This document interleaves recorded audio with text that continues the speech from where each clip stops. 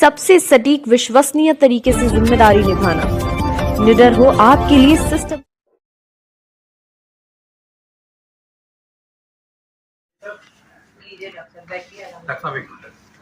देखिए, आज liver day है। आज बहुत महत्वपूर्ण दिन है।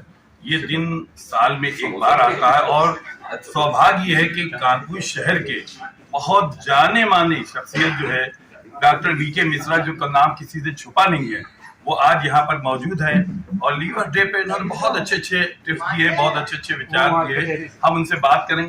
सर, लीवर डे पे आप क्या कहेंगे? लीवर डे पर मैं चाहता हूं कि हमारी जो जनमानस है वो सिर्फ एक चीज समझ ले कि लीवर की बीमारियों से अगर बचना है तो खाना ही दवा है। एक्चुअली आप क्या खाते हैं उससे ही आपके लीवर का स्वास्थ्य डिटरमाइन होता है। आप अगर ज्यादा फैट खाते हैं आपको फैटी लीवर होता है, ज्यादा कार्बोहाइड्रेट खाते हैं उससे भी अल्टीमेटली फैटी लीवर होता है। तो फैटी लीवर पर अल्टीमेटली बड़ी बीमारियों में कन्वर्ट होता है।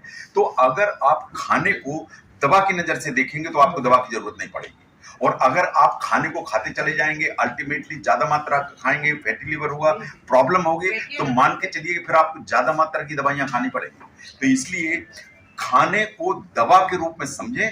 इसलिए फूड इज मेडिसिन, ये इस बार का जो लीवर डे है उसका ये मैसेज है, मोटो है। कितने परसेंट है लीवर के जो पेशेंट माने जाते हैं? नहीं, अगर आप देखें तो फैटी लीवर तो इतना ज्यादा है कि पूरे पॉपुलेशन को अगर हम देखें तो करीब करीब 1/3 लोग ऐसे हैं जिनको फैटी लीवर निकलेगा। Fatty liver is very common, मतलब 1/3 पॉपुलेशन एडल्ट को फैटी लीवर होता है ना। और ये अल्टीमेटली अंतर है 1 in 3 इन इंडिया। फूड में क्या इस्तेमाल किया जाए जिससे फैटी लीवर ये सब ना हो? अगर जो है ना आपको बचना है तो फैट की अमाउंट कम करना पड़ेगी।